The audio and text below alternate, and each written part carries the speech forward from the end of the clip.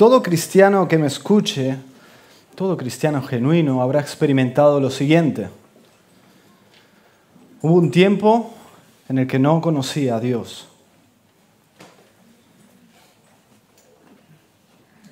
No tenía una relación con Él personal, real y viva. Hasta que todo cambió. Y en el tiempo determinado por Dios, Él empezó a tener una relación nueva con Dios. Y ahora la persona de Dios es una realidad innegable en su vida. Pero no solo pasó eso. Hay una nueva relación también con el pecado. Una relación que antes no tenía. Ese pecado en su corazón que antes ignoraba, ahora es una realidad innegable en su vida. Cada día, aunque esté cansado, está en medio de una guerra personal, real y viva contra el pecado en su corazón. Y en medio de todo ello intenta aprender a tener victoria en esas batallas. Intenta leer, a escuchar, empieza a leer y escuchar de la tentación, del pecado, de la santidad, pero no acaba de entender por qué sigue cayendo. O lo más importante, cómo evitar caer. Y para responder a estas preguntas, vamos a ir a nuestro texto que está en Romanos 8, versículos 12 y 13.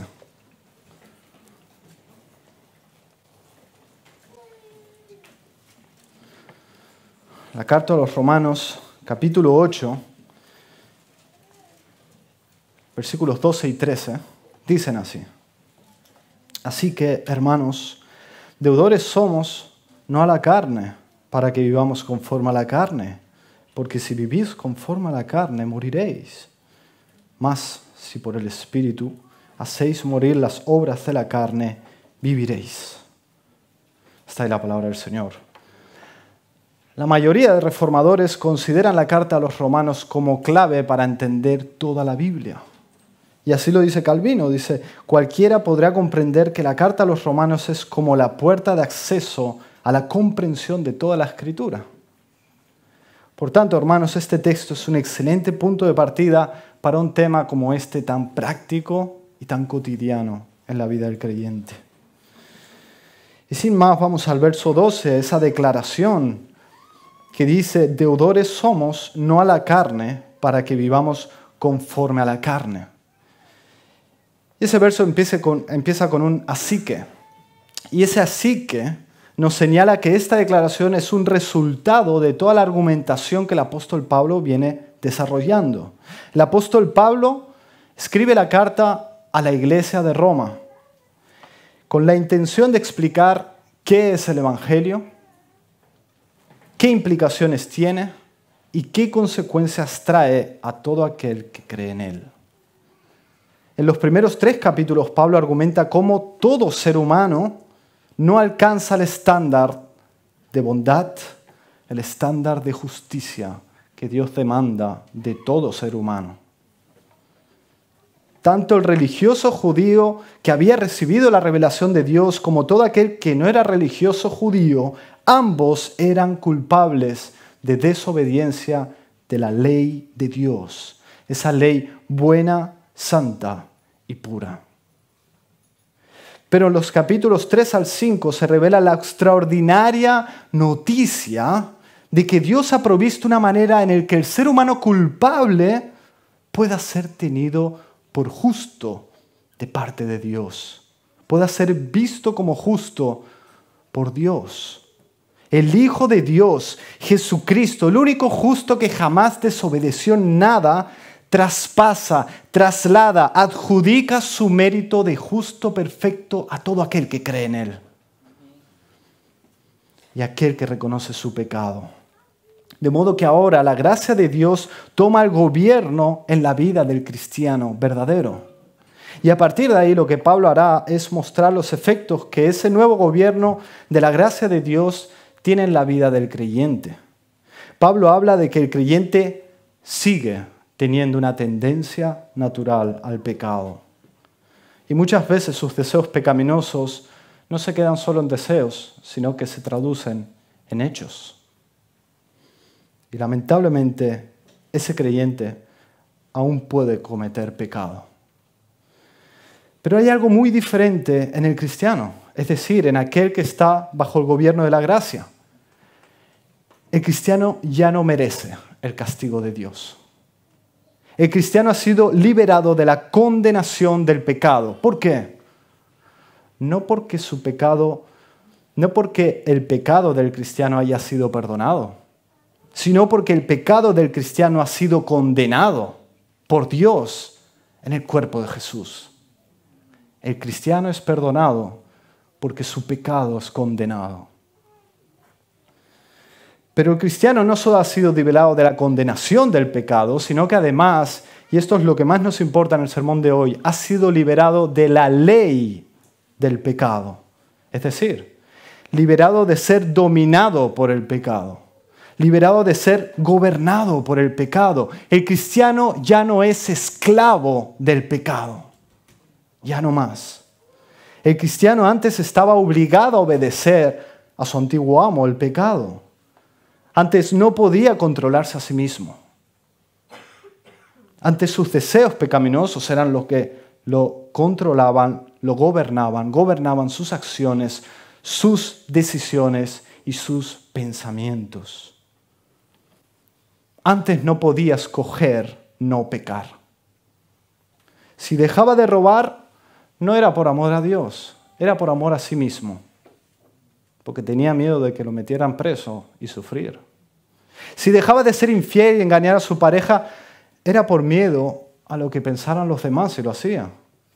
No era por no querer ofender a Dios, eso no le importaba. O si oraba bonito y no decía nunca malas palabras, era para tener su reputación religiosa intacta, pero no porque eso formara parte de su vida de una manera natural. Si dejaba un pecado, era por cambiarlo por otro, pero seguía siendo esclavo del pecado. El pecado era su amo y él tenía que obedecer.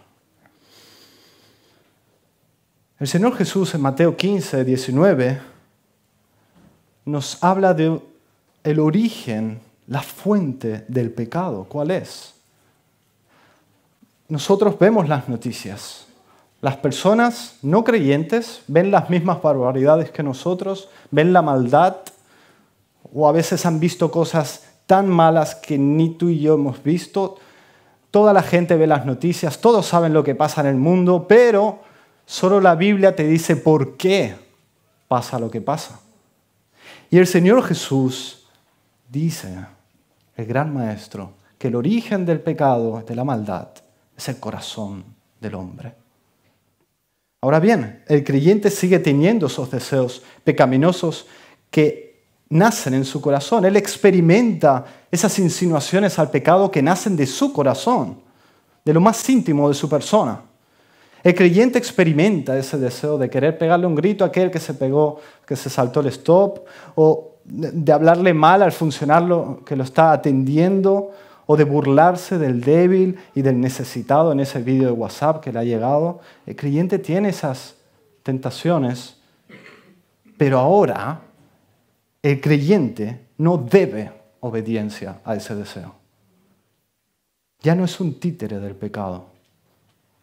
El cristiano recibió un espíritu que es contra el pecado y ahora quiere y puede decir no al pecado. Como explicó Pablo en la segunda mitad de Romanos 7, el creyente ahora lucha contra el pecado interno. Ese antiguo amo, el pecado, quiere tomar de nuevo el poder y esclavizar al cristiano, pero no puede. No puede esclavizarte, hermano, hermana, porque has sido liberado, comprado por la sangre de Cristo. No te puede comprar el pecado otra vez. Ahora el cristiano tiene una nueva voluntad de someterse a Dios. Por él mismo, él quiere someterse a Dios y deshacerse del pecado. No porque un religioso le esté diciendo, tienes que hacer esto, tienes que hacer... No, porque él quiere. Porque él ama a su Salvador y quiere rendirle su vida y su obediencia a lo que Él dice, porque Él es bueno y Él sabe. El creyente, pues, ya no es un deudor a la carne, no debe nada al pecado, por tanto, ya no debe vivir en conformidad a esos deseos pecaminosos, porque el pecado ya no es su amo. Hermano, hay un gran consuelo en saber que el pecado ya no tiene derecho sobre ti. Existen muchos hermanos, hermanas, que casi de manera inconsciente ese desánimo lo tienen, esa tristeza de pensar que siempre serán igual, que no avanzarán, que no vencerán este pecado o aquel pecado, que no avanzarán en santidad en esta área o en la otra. No, querido hermano, no desanimes. El Señor te da herramientas para que luches contra el pecado, porque su Espíritu, por su Espíritu, sí se puede. Sí se puede. Son herramientas eficaces que tienen el poder para lograr su cometido, y es que ganes terreno al pecado. El 1 de enero de 1863 se declaró la proclamación de emancipación por parte del presidente de Estados Unidos, Abraham Lincoln. Esta orden presidencial cambiaba el estatus legal de esclavos a libres a más de 3 millones de personas. Luego de ese día, un antiguo esclavo ya no debía obediencia a su antiguo amo, porque ya no era su amo. Así Dios declaró la libertad del pecado el día que te convertiste. Pero a veces escuchas a tu antiguo amo que por medio de mentiras quiere someterte de nuevo, y tú temerosa y voluntariamente decides obedecerle. Lamentablemente el cristiano puede pecar, pero para pecar deberá ser primero engañado. Porque es así que voluntariamente el cristiano decide pecar, si primero es engañado. Es así que del verso 12 nos hablaba del motivo objetivo por el cual no conformarse al pecado, y es que el cristiano ya no es esclavo del pecado, ¿verdad? Pero el verso 13 nos hablará otro motivo por el cual no obedecer al pecado, y ese motivo es lo que el cristiano experimenta cuando peca. Si el cristiano decide seguir sus deseos pecaminosos, no experimentará vida, experimentará muerte. No hay ningún beneficio para él en pecar, sino que lo que experimentará es pérdida. Pérdida de gozo, pérdida de paz, pérdida de confianza en el Señor, pérdida de visión y de claridad. Y mientras siga en ese camino, su corazón a las cosas del Señor se enfriarán y menos le importará ofender a su Padre. Por tanto, el cristiano experimenta que para él no hay vida en el pecado. Como dice Romanos 6:2, los que hemos muerto al pecado, ¿cómo viviremos aún en él? No hay vida para él en el pecado. Pero ¿por qué el cristiano que fue liberado del pecado sigue pecando? Y para saber cómo luchar contra el pecado debemos entender cómo opera el pecado en nuestro corazón, por cuál camino viene. Y para entenderlo os invito a ir a la carta de Santiago capítulo 1 y leeremos desde el versículo 13.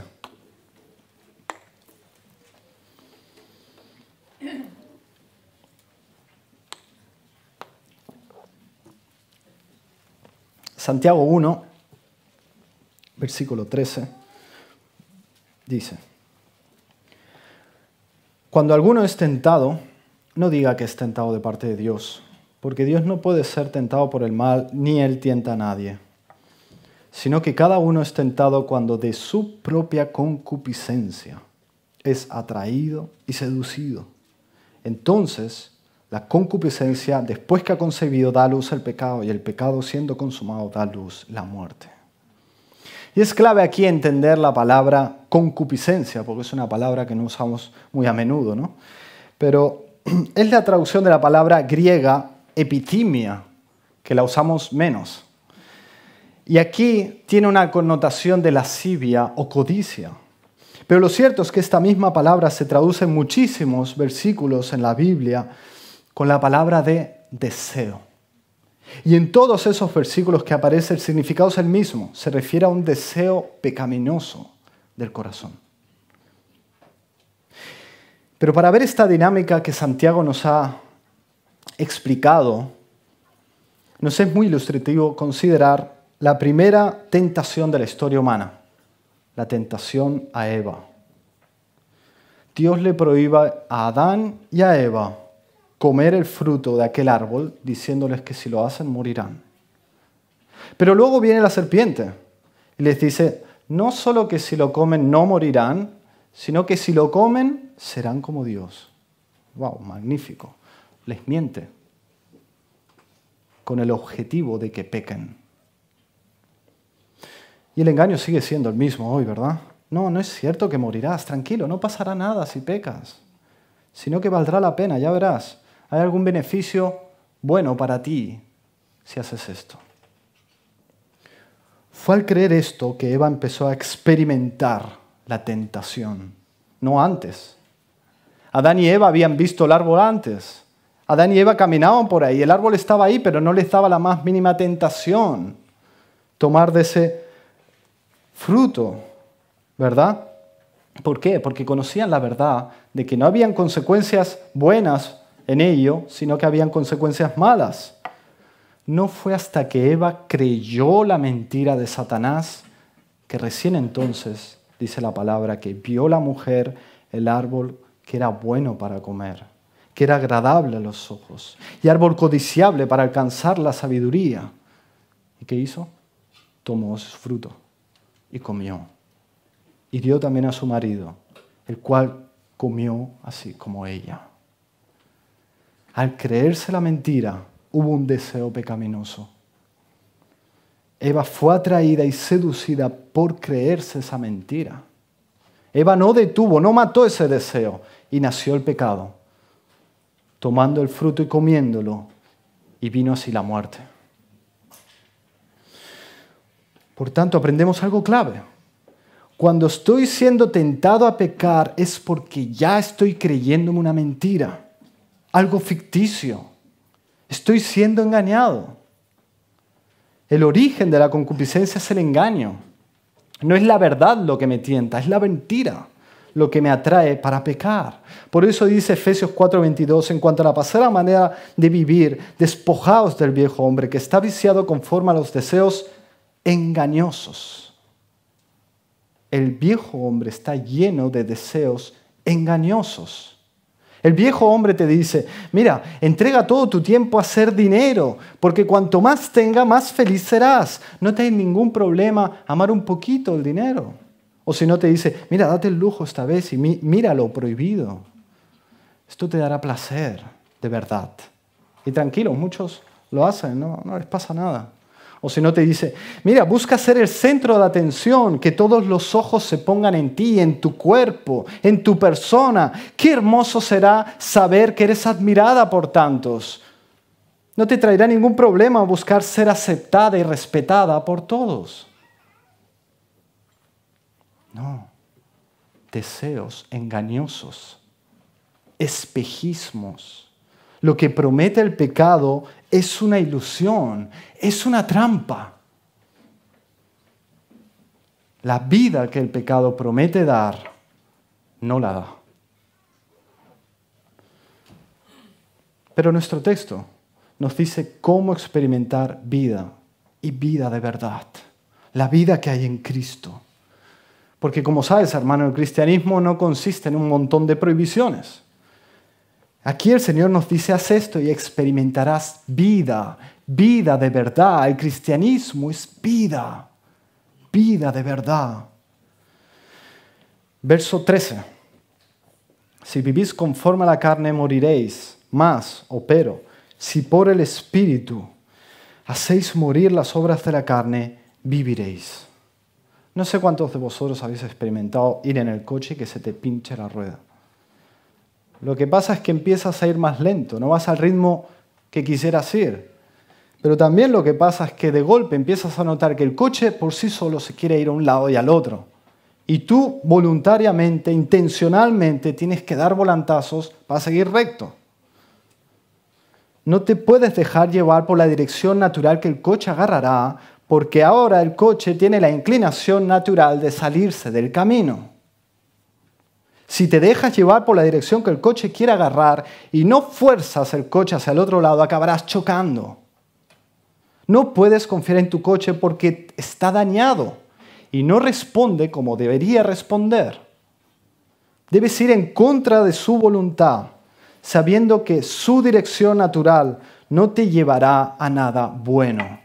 Hermanos, somos cristianos, pero aún estamos rotos. Aún estamos rotos. Y lo que dice nuestro texto es un mandato a hacer algo de manera intencional. No es algo en lo que el cristiano está pasivo.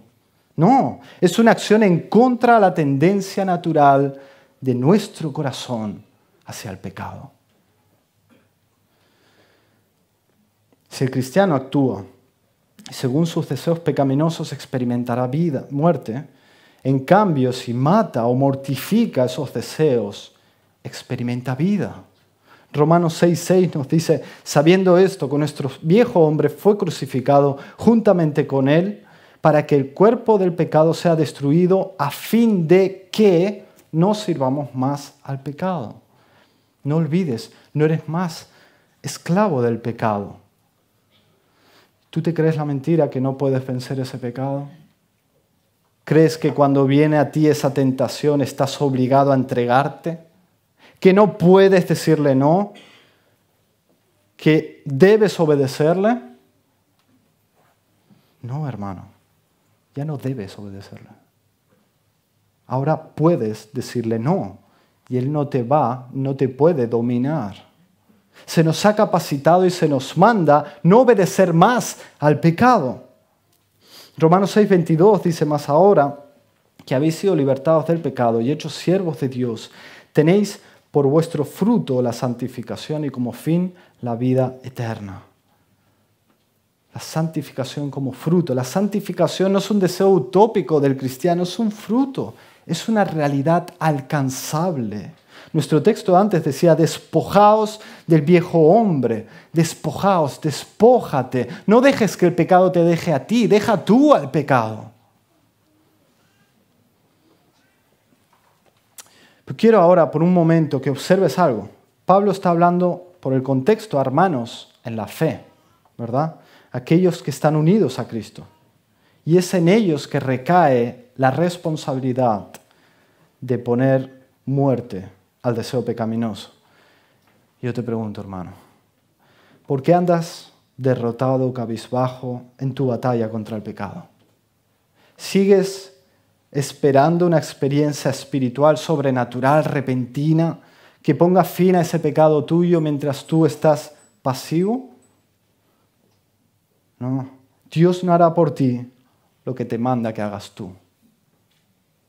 Debes encararte a tu deseo pecaminoso tú, sacar la espada y cortarle la cabeza.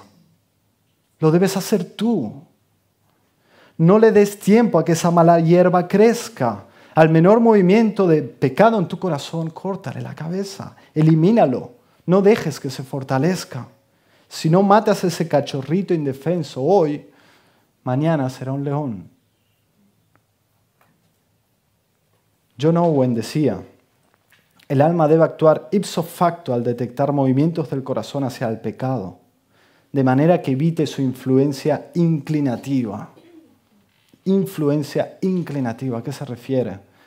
Bueno, se refiere a que si le das pie al pecado, el pecado tiene la capacidad de inclinar cada vez más tu voluntad hasta que finalmente decidas pecar por ti mismo. No necesitarás que alguien te ponga la pistola en la cabeza. No, por ti mismo decidirás pecar. Recuerda, el coche con la rueda pinchada tiende a salirse del camino. Si no actúas rápido, más te costará corregirlo. Pero queridos hermanos, muchos quizás están aquí y dicen, mira, yo he luchado contra esto, he probado tantas cosas, lo he hecho de esta manera, de la otra y nada, no pasa nada. Bueno, pero en nuestro texto, hermano, hay una manera, hay una condición para que la victoria tenga un resultado real y palpable en tu vida. No es mortificar en tus propias fuerzas, dice, sino por el Espíritu. Y aquí el Espíritu se refiere al Espíritu Santo de Dios. Es el Espíritu Santo el agente que destruye el pecado en nosotros. El Espíritu es contra la carne. Es el Espíritu Santo el que santifica, el que vence a la carne. Y ahora bien, a lo mejor estás escuchando esto y dices, mira, sí, esto lo he escuchado tantas veces, ya lo dicen muchas veces, que hay que matar al pecado, que hay que decirle que no, pero ¿cómo se hace? ¿Cómo se hace? Y aquí es donde te pido que prestes atención, porque esto es el manual para la batalla diaria del cristiano. Dicen que la mejor defensa es un buen ataque. Y en nuestro versículo 13 no es menos cierto, dice mortificar. No dice quedarte ahí en un rincón y resistir, no, dice matar. Tú debes matar. Es ofensivo y se refiere a debilitar ese deseo pecaminoso en particular, someterlo y restarle fuerza hasta eliminarlo. Así de claro. El Espíritu puede desarraigar pecados y hábitos. Si tú eres cristiano hoy y estás con hábitos pecaminosos, no pienses, no, es que no puedo, es que lo he intentado. No, el Espíritu puede eliminar eso de tu vida para siempre. El Espíritu puede. Debemos hacer morir por el Espíritu las obras de la carne. Pero, ¿cómo ataca el Espíritu? O sea, ¿cuál es el arma del Espíritu? ¿Cuál es la espada del Espíritu? Y cuando en la carta de Efesios se nombra cada elemento de la armadura que el cristiano debe ponerse, acaba nombrando el último elemento, que es el único elemento que es de ataque.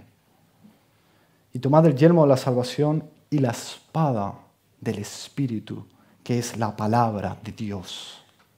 La palabra de Dios.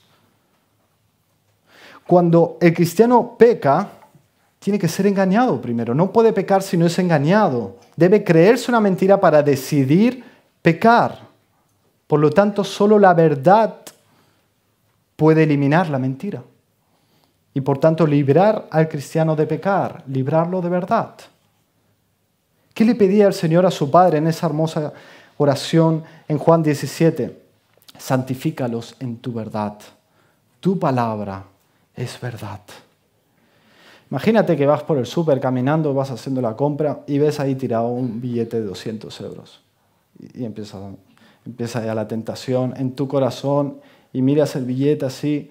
Y mientras estás luchando, te vas dando cuenta que ese billete es del Monopoly y que no es de verdad, es de juguete. Pues en ese momento la tentación se irá, ¿verdad? Porque ya no es lo que parecía que era, ¿verdad? Si vas a la caja a pagar con eso, no tendrá ningún valor. El de 200 sí tiene valor, el del Monopoly no tiene ninguno. Pues bien, el día a día, la mentira que nace en el corazón es que hay algo de valor en cometer este o aquel pecado. Pero cuando el creyente cree la verdad y sabe que no hay nada de valor, es como ese billete falso, no tiene valor, no hay nada de valor en pecar, el verdadero valor está en caminar la verdad, el poder de la tentación disminuye hasta desaparecer, como una neblina. El valor que presenta el pecado simplemente es falso, como ese billete del Monopoly. Pero para ver más claramente a qué nos referimos, imagínate esta vez que tu trabajo consiste en limpiar oficinas y vas allá a la oficina y no hay nadie, está vacía, estás limpiando y ves un billete de 200, pero esta vez sí que es de verdad. Esto no es de juguete. Y estás ahí, entonces en ese momento el deseo pecaminoso que nace en tu corazón empieza a decirte, con la de dolores de cabeza que te está trayendo, cómo pagar la factura de luz. Esto te iría bien, ¿eh? No te iría mal. Esto sin duda cubriría tus necesidades. Es más, hasta podrías darte algún caprichito hoy para alegrarte el día. Anda, no pasa nada. Nadie lo sabrá y Dios te perdonará igualmente. En ese momento, Tú puedes creerte esos engaños y entonces la tentación cobrará fuerza hasta que finalmente robarás esos 200 euros. Pero no sin antes experimentar que tu gozo se esfuma, que tu fe, tu fuerza, tu esperanza menguan.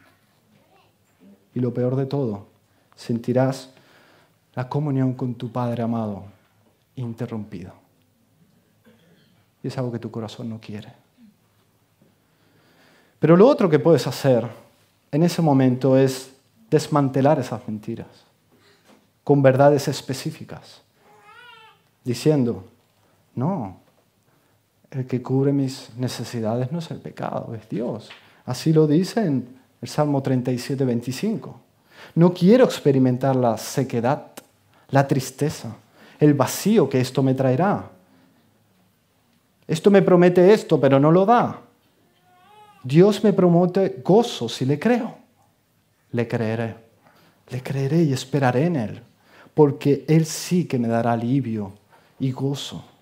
No quiero ofenderle, Él es digno de mi obediencia. Entonces verás una vez más la provisión de Dios en tu vida, aunque no tengas trabajo. Comprobarás y experimentarás el gozo que viene de este mundo, no, de Dios. Aunque se te rompa el coche o aunque estés enfermo, experimentarás el gozo que viene de Él, la plenitud de creerle a Él y no a tu deseo pecaminoso. La verdad de Dios es el fuego que incinera la raíz de la concupiscencia.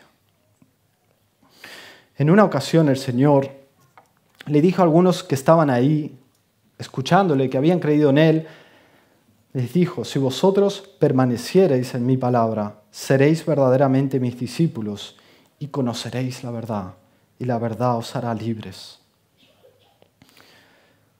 No podrás aplicar verdades específicas a casos específicos si no conoces esas verdades. Hermano mío, debes conocer tu Biblia. Debes conocer no solo que Jesús murió por ti, debes conocer cada verdad para aplicarla a cada caso. Por ejemplo, cuando estés en el trabajo y piensas, hoy estoy muy cansado, voy a escaquearme un poquito porque así retomo fuerzas, ¿sabes?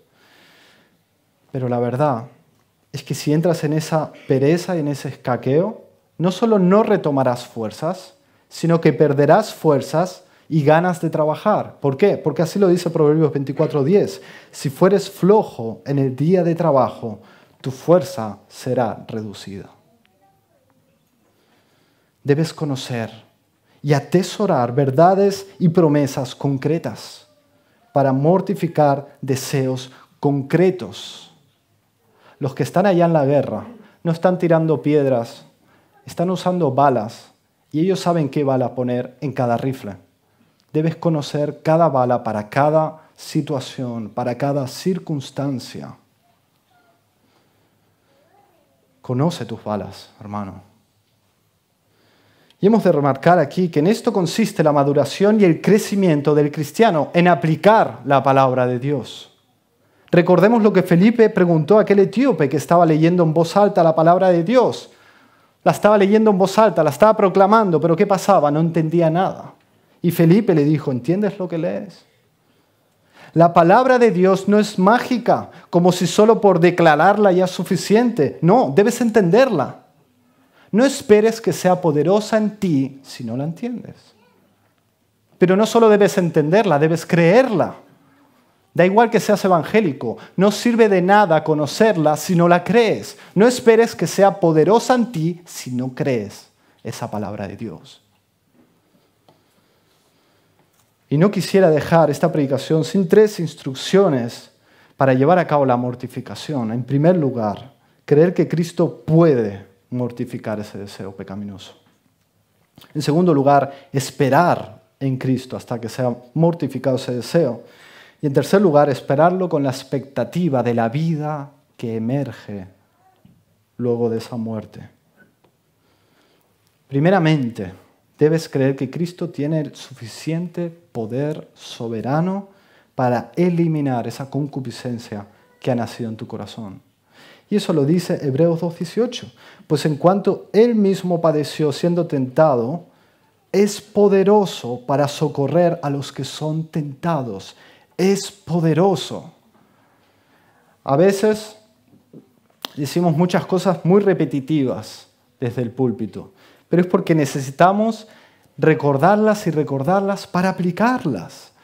Porque cuando pecamos o cuando vivimos en cierto pecado es porque en el fondo no estamos creyendo que Él es poderoso todavía para eliminar eso de nuestro corazón, mostrarnos la verdad y ser libres de eso una vez más. Para esto murió Jesús, no solo para salvarnos del castigo que merecíamos, sino para limpiarnos y santificarnos en nuestro día a día. Y lo dice Efesios 5:25, Cristo amó a la iglesia y se entregó a sí mismo por ella. Pero no acaba ahí, para santificarla, habiéndola purificado en el lavamiento del agua por la palabra, a fin de presentársela a sí mismo una iglesia gloriosa, que no tuviese mancha ni arruga ni cosa semejante, sino que fuese santa y sin mancha. Y otro texto nos dice: acerquémonos pues confiadamente al trono de la gracia para alcanzar misericordia y hallar gracia para el oportuno socorro. Acerquémonos pues confiadamente. Pero ¿para qué me acerco yo a Él en este contexto? ¿Simplemente por acercarme? No, aquí dice por una finalidad muy concreta y es alcanzar misericordia. Nos acercamos para que podamos recibir el socorro que Él tiene para los que confían en Él. Bueno, y quizás digas, sí, yo conozco esas verdades, yo las conozco, pero mira, sigo igual. No, como dije antes, no sirve solo conocerlas, debes creerlas. Si vosotros no creyereis, dice Isaías 7:9, de cierto no permaneceréis. Hay socorro. Hermano, hay socorro disponible, alcanzable. Ninguna corrupción es tan fuerte que Él no pueda debilitar, dominar y vencer. Cree pues que Él puede, pero en segundo lugar, cree también que Él lo hará. Yo recuerdo de pequeño, no sé de quién lo oí, pero que a veces hay gente que ora a Dios como aquel niño que va a buscar pan a una casa y toca la puerta para que le den pan y se gira y se va. Tienes que esperar. Tienes que esperar a que Él responda. Esperar que Él obrará en el momento preciso, porque Él prometió que si esperamos en Él, su socorro llegará. Sí o sí. Por eso David esperaba la ayuda del Señor como los centinelas esperan a la mañana. Es decir, sabiendo que tarde o temprano llegará. Los centinelas saben que la mañana va a llegar. Bueno, pues así esperaba David y así el Señor quiere que esperemos nosotros. No es que quizá el Señor te va a ayudar si confías en aquella promesa. No, el Señor te va a ayudar. Él es fiel. Anima tu corazón, hermano, con la expectativa de ese descanso que Cristo te dará. Hermanos, a veces estamos viviendo en el pasado y recordando solo la conversión o aquella época en mi vida en que yo contemplaba a Cristo y yo quería ir a mi habitación para contemplar a Cristo como si eso ya no fuera a pasar más. No, hermanos. El Señor quiere que lo contemplemos. El Señor quiere que lo contemplemos. En Cantares, el novio volvió a ella. El Señor quiere que lo contemplemos. Quiere que esperemos ver su rostro en amor, su majestad. No, hermano, lo tiene para hoy el Señor. Debo creer y esperar para recibirlo. Y es en esta expectativa, mientras espero, que tiene lugar la oración también. Mediante la oración solicitamos el oportuno socorro y ayuda que nos aguarda en Cristo.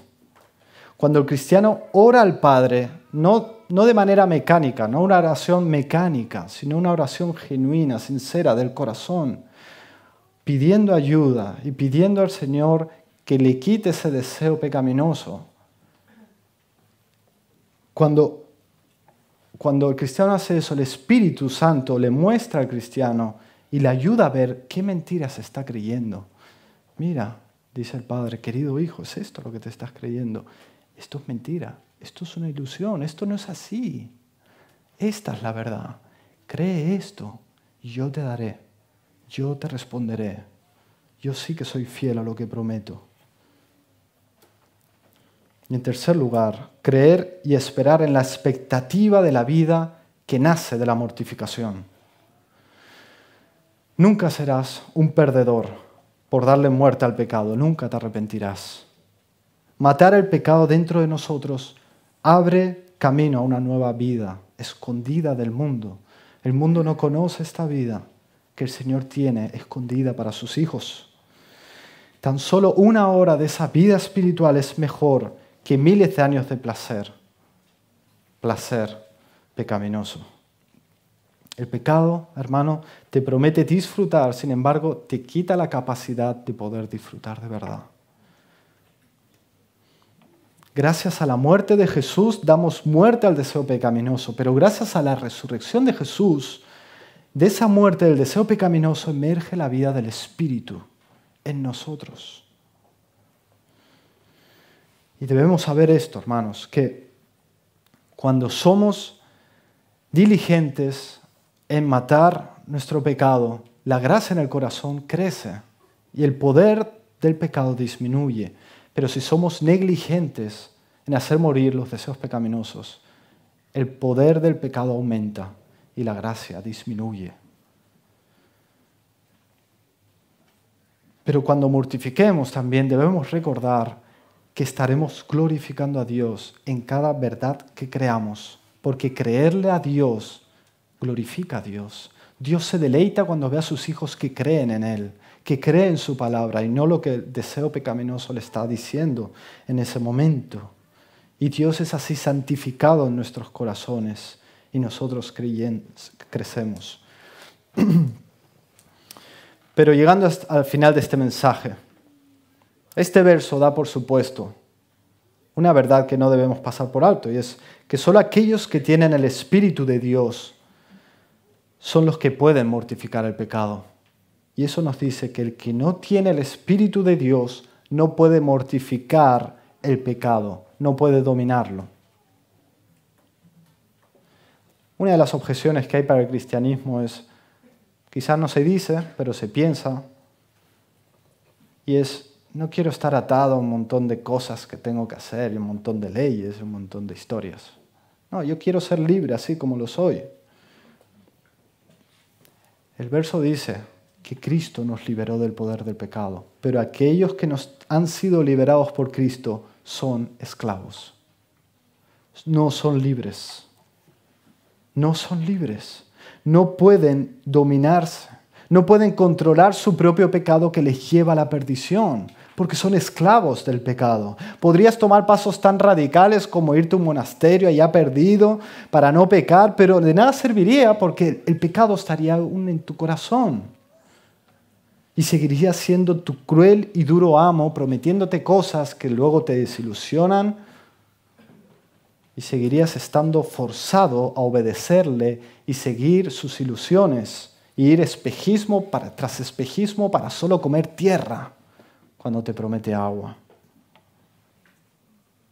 No puedes decirle no al pecado, ni siquiera detectar tu pecado, ni siquiera conocer la gravedad de tus deseos pecaminosos. Fíjate que al principio de esta carta, en Romanos, dice que la ira de Dios se muestra contra los que rechazan la verdad de esta manera, en que Dios los entrega a sus concupiscencias, a sus deseos pecaminosos. El Señor los entrega. No es amor, no es que te ame. Que Dios te dé lo que tú quieres no es amor si no eres de Él. No, porque si Dios te da lo que tú quieres, acabas perdido. No serás libre de tu amo el pecado a menos que conozcas la verdad. Y Cristo dijo, yo soy la verdad. Ve, amigo, conoce a Cristo a través de su palabra y serás liberado para siempre. Para siempre. Así que a modo de conclusión, hemos visto que el Señor nos ha librado de la esclavitud del pecado, nos ha dado su Espíritu y ahora podemos no pecar. Pero se nos manda a mortificar los deseos pecaminosos y el Espíritu usa la palabra de Dios, que es eficaz para matar el pecado en nuestro corazón. Cuando matamos al pecado en nuestro corazón y creemos en él, experimentamos la vida abundante que hay por su Espíritu. Y quisiera cerrar con este versículo, que es un mandato para todos nosotros. Dice, procura con diligencia presentarte a Dios aprobado como obrero que no tiene de qué avergonzarse, que usa bien la palabra de verdad. Amén. Vamos a orar.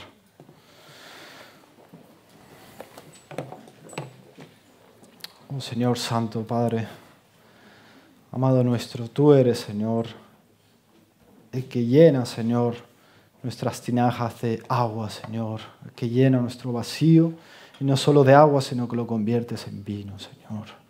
Ayúdanos a todos aquí, Señor, a recibir tu verdad y enséñanos y capacítanos para aplicarla cada día, Señor, en medio de las tentaciones y las pruebas, a creerte a ti y no al pecado, porque tú sí que prometes lo que das y en ti hay vida y vida abundante. Ayúdanos, Señor, ayúdanos contra nuestra incredulidad, oh Padre, que tu nombre sea alabado y glorificado en esta semana. Te lo pedimos en el nombre de Jesús. Amén.